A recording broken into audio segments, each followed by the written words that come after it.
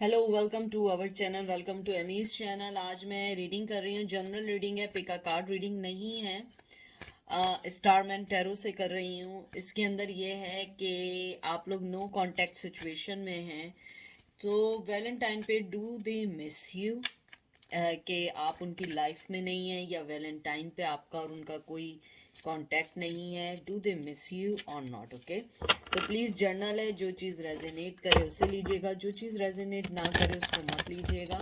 ठीक है, हर मैसेज आपके लिए नहीं है। ठीक है, तो सबसे पहले आया है स्ट्रेंथ, उसके बाद आया है queen of wands, Aries, Leo, Sag. Strength Leo आया है, devil, Capricorn, three of cup, Cancer, Scorpio, Pisces. और आई थिंक इतने कार्ड्स मैं अभी रहने देती हूँ, क्योंकि फिर आप लोगों को कार्ड्स दिखेंगे नहीं। ठीक है, फिर मैं अभी इनकी ज़रा सेटिंग कर दूँ कि आपको सारे कार्ड्स प्रॉपरली दिखें। आई थिंक दिख रहे हैं। तो सबसे पहले मैं ये कहना चाहूँगी कि आपका पर्सन के लाइफ में शायद कोई ऑलरेडी है, स्ट्रांगली है, शादीशुदा है, या जो भी है उनकी लाइफ में कोई है, और अगर नहीं है तो फैमिली है। कोई ना कोई चीज़ ऐसी है जो आप दोनों के दरमियान बहुत स्ट्रांगली है। लेकिन द थिंग इज़ दैट मुझे लगता है मुझे एक कार्ड और निकालना है। मुझे बोला गया है थ्री ऑफ वंस। मैं पहले सोच रही थी मैं ना निकालूं, लेकिन मुझे बोला है कि नहीं, I have to, three of wands आया, एरीज, लियो, सज। मुझे आपका कार्ड देख के ये लगता है सबसे पहले कि आपका पर्सन मिस तो करता है, लेकिन वो राइट टाइम का वेट कर रहा है, और ये राइट टाइम बहुत अरसे से है। ये अभी का राइट टाइम नहीं है, मुझे लगता है ये राइट टाइम बहुत अरसे से है। शायद आप लोग इंतज़ार कर करके थक गए। कुछ लोगों को 3 साल से 30 साल भी हो सकते हैं, कुछ लोगों को 18 ईयर्स, किसी को 15 ईयर्स, और किसी को मोर देन दैट, यानी कि अनलिमिटेड है। मुझे लगता है आपका जो पर्सन है, जैसे एक स्ट्रेंथ का कार्ड भी आया है, वो कभी भी अपनी लाइफ में वो स्टैंड आपके लिए नहीं ले सके जो एक लवर दूसरे लवर के लिए लेता है। मुझे लगता है कि आपका पर्सन जो है अपने फेयर से नहीं लड़ सका, कभी भी नहीं लड़ सका, और मुझे वो फीलिंग्स हैं कि उसको हमेशा अपने उस फेयर का डर लगा रहता है कि मुझे लोगों से लड़ना पड़ेगा, मुझे अपने लोगों के खिलाफ जाना पड़ेगा, क्योंकि आप उनकी ज़िंदगी में बहुत बहुत बहुत इनसाइड असर करते हैं, उनके दिल में असर करते हैं। लेकिन उनकी पावर जो है आपके टूवर्ड्स बहुत लो है, जिसके लिए वो लड़ सकें। मोहब्बत बहुत है, लेकिन लड़ने की ताकत नहीं है। अपनी डार्कनेस, अपनी अंदर की, कहते हैं ना, अपने अंदर की जो कमियां हैं, वो उस चीज़ को नहीं समझ सके। मुझे लगता है कि आप लोगों ने बहुत कोशिश की कि आप उनको ये बता सकें बहुत तरीक़ों से कि मैं तुम्हारी लाइफ का बहुत इम्पोर्टेंट हिस्सा हूँ, या मैं तुम्हारी लाइफ में बहुत इम्पोर्टेंट हिस्सा काम कर सकती हूँ या कर सकता हूँ, समझो अभी भी वक्त है, समझ जाओ। लेकिन वो चीज़ कभी सही नहीं हो सकी। आपने कहीं ना कहीं ये सोचा कि now I you have to move on. अगर मैं देखूं, वो मिस करते हैं, वो आपको बहुत मिस करते हैं, लेकिन उसको हासिल नहीं करना चाहते, क्योंकि उन्हें लगता है, यानी एक बहुत कड़वी सच्चाई है ये, कि हासिल इसलिए नहीं करना चाहते कि वो आपके और उनके दरमियान के जो भी इख्तलाफ हैं, जो भी डिफरेंसेस हैं, जो भी प्रॉब्लम्स हैं, वो उसको नहीं देखना चाहते, क्योंकि शायद वो अपने एज के उस दौर में आ चुके हैं जहाँ पे ये यंगस्टर्स वाली चीज़ें नहीं चल सकती हैं। वो एज नहीं है जहाँ पे वो अब उस प्यार के लिए लड़ें जो प्यार उनके लिए इम्पोर्टेंट है। और प्लीज़ गलत नहीं लीजिएगा, they really love you. Queen of wands जो आया है, वो आपकी पावर को जानते हैं। वो आपके अंदर के, जो कहते हैं ना, जो आपके अंदर की जेनरोसिटी है, पावर है, आपका जो ट्रस्ट है ऊपर वाले को लेके, उनको लेके, उन्हें लगता है कोई भी उसको डिफीट नहीं कर सकता है। और उसके बाद आपका डेविल का कार्ड आया है, क्योंकि वो जानते हैं कि वो एक डेविलिश टाइप की एनर्जी में खुद हैं, आप नहीं हैं।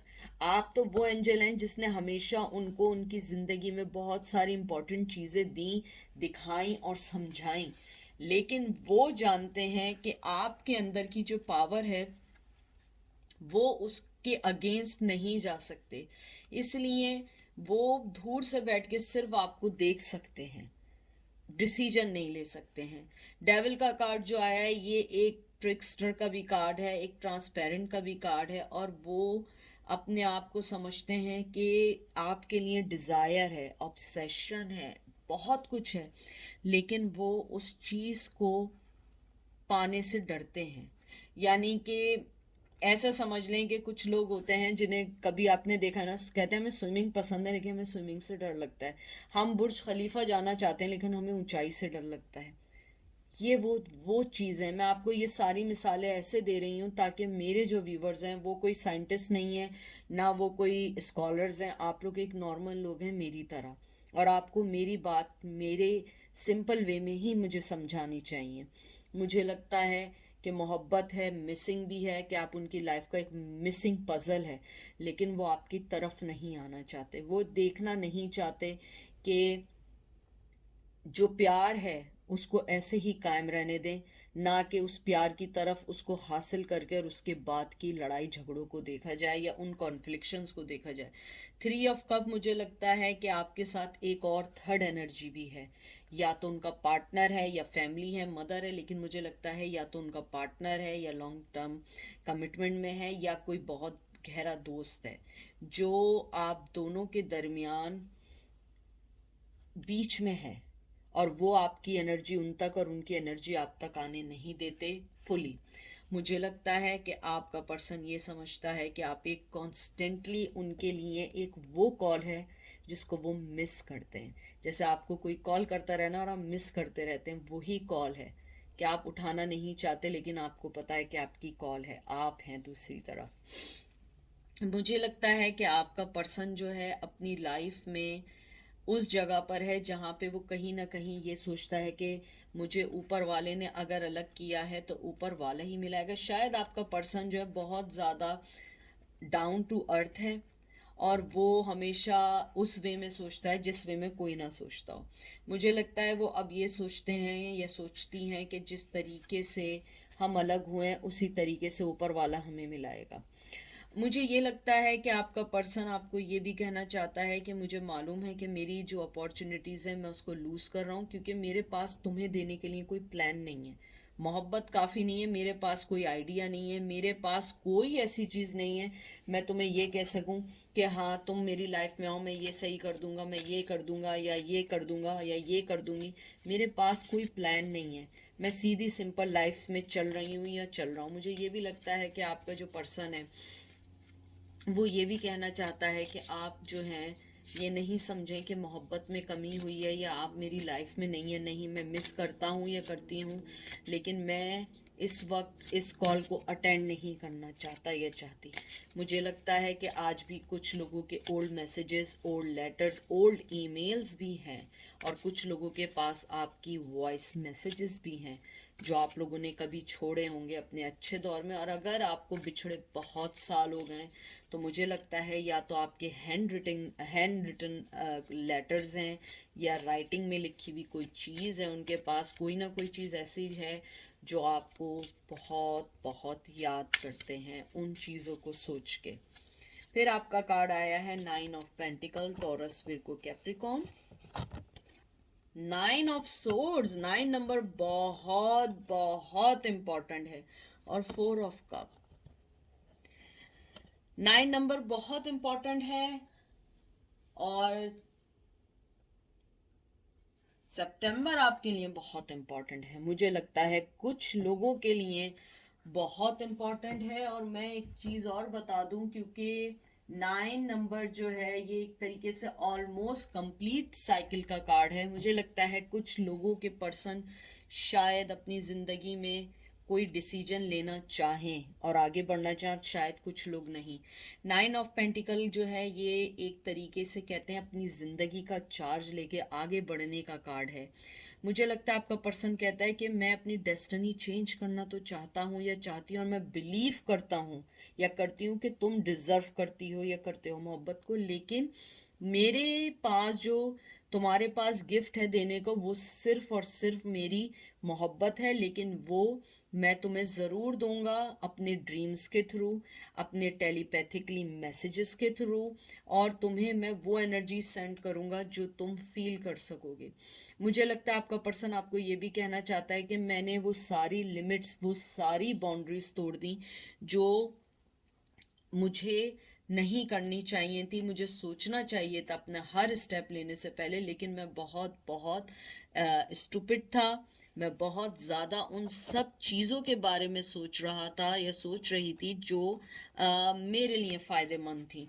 मुझे लगता है आपका पर्सन अब उन सब चीज़ों को सोच के दुखी होता है। 9 ऑफ सोर्ड्स जो है ये भी एक तरीके से डेंजर और अपने आप को बंधे रहने का कार्ड है, क्योंकि मुझे लगता है आपका पर्सन ये कहता है कि मैं एक बहुत साइकोलॉजिकल ट्रॉमा में हूँ। क्योंकि आप देखें ये आया 4 ऑफ कप, उससे पहले 9 ऑफ सोर्ड्स, दोनों एक जहनी ट्रॉमा के कार्ड्स हैं।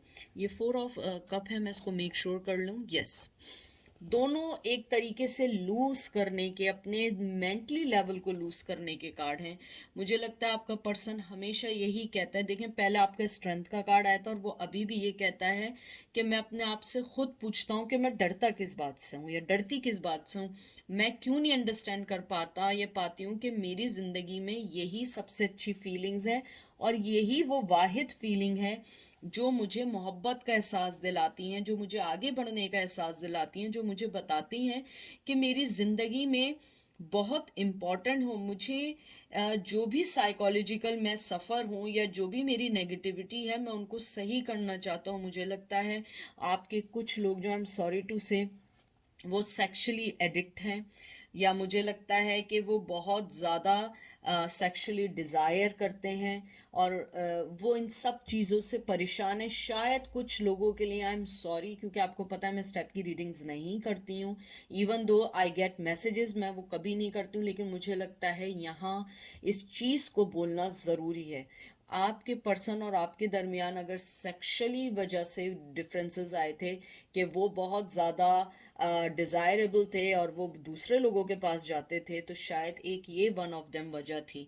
अब वो उन सब चीज़ों को अब समझने लगे जब वो एज के करीब आए और उन्हें पता लगने लगा है कि उन्होंने ये क्या स्टुपिडिटी की थी, इन्होंने क्या ऐसी हरकत की थी जो इन सब चीज़ों की वजह से वो आगे बढ़ते जा रहे हैं। फिर आपका जो आया है 4 ऑफ कप, 4 ऑफ कप्स जो है ये भी एक हर्ट होने का और अपने आप को कहते हैं ना कि अपने आप को कहते हैं ना कि लूज करने का कार्ड है। ये भी एक ट्रॉमा का कार्ड है। मुझे लगता है आपका पर्सन यही सोचता है कि मैं काश अपनी ज़िंदगी को दोबारा रीबिल्ड करूं, दोबारा से मैं आपकी ज़िंदगी में आ सकूं और कुछ कर सकूं, लेकिन अभी नहीं। तो अगर मैं देखूं वो मिस करते हैं, yes they miss you a lot, they feel you a lot, they really wants to talk with you. कुछ लोगों के साथ वो वैलेंटाइन पे बात करना चाहते हैं, अपनी चीज़ें शेयर करना चाहते हैं, लेकिन उन्हें ये नहीं पता कैसे करें। 6 of pentacle, taurus, Virgo, Capricorn और द व्हील ऑफ फॉर्चून। मुझे लग रहा था व्हील ऑफ फॉर्चून आना चाहिए, क्योंकि मुझे लगता है कि आप उनकी लाइफ का बहुत स्ट्रॉन्ग लकी चार्म है। सबसे पहले हम करेंगे 6 ऑफ पेंटिकल। मुझे लगता है कि आपका पर्सन ये सोचता है कि उसने आपके साथ हर लेवल पे नाइंसाफ़ियाँ की हैं, हर लेवल पे, एक लेवल पे नहीं, कि ये नहीं कि सिर्फ धोखा दिया, नहीं, इमोशनली लेवल पे, फिजिकली लेवल पे, चीटिंग करना, झूठ बोलना, हर लेवल पे की है। मुझे लगता है अब आपका पर्सन चाहता है कि वो आपको वो सब कुछ दे, वो सारी चीज़ें दे जो चीज़ें उसने आपको नहीं दी, अपना बेस्ट दे सके। क्योंकि मुझे लगता है कि शायद आपने अपनी ज़िंदगी में उनके लिए तमाम रास्ते बंद कर दिए हैं। वो चाहते हैं कि आपको वो सारा लव दे सकें जो आपने उन्हें दिया था।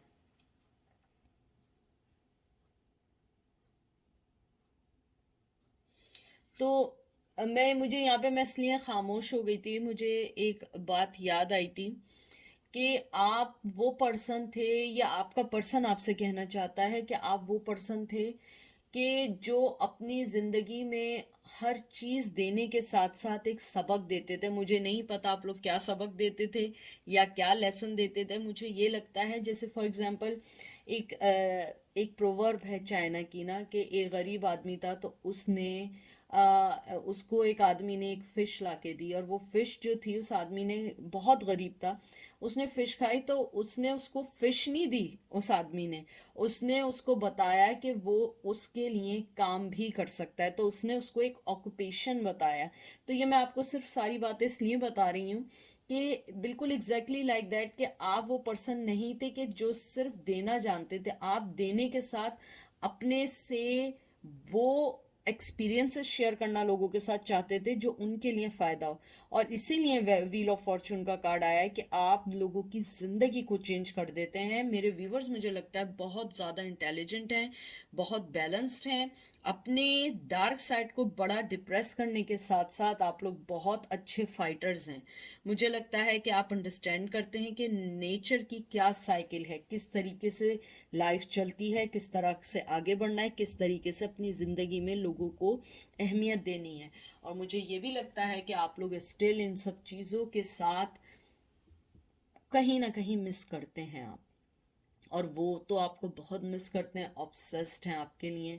लेकिन द थिंग इज़ दैट कि अब तो कहते हैं ना, तारिक बिन ज़ियाद ने अपनी किश्तियाँ जला दी थी कि उसे जाना ना पड़े, और वो जहाँ है वहीं पे उसे कुछ करना है। तो यही चीज़ मैं आप लोगों को बोलती हूँ कि आपने जो भी फ़ैसला किया है शायद आपके लिए अच्छा हो, तो आप सोच समझ के अपनी ज़िंदगी के फ़ैसले कीजिएगा, किसी भी चीज़ में जल्दबाजी नहीं करिएगा। तो ये था आज का मैसेज। आई होप आपको समझ आया होगा, अच्छा लगा होगा। दुआओं में याद रखिएगा। Take care, bye.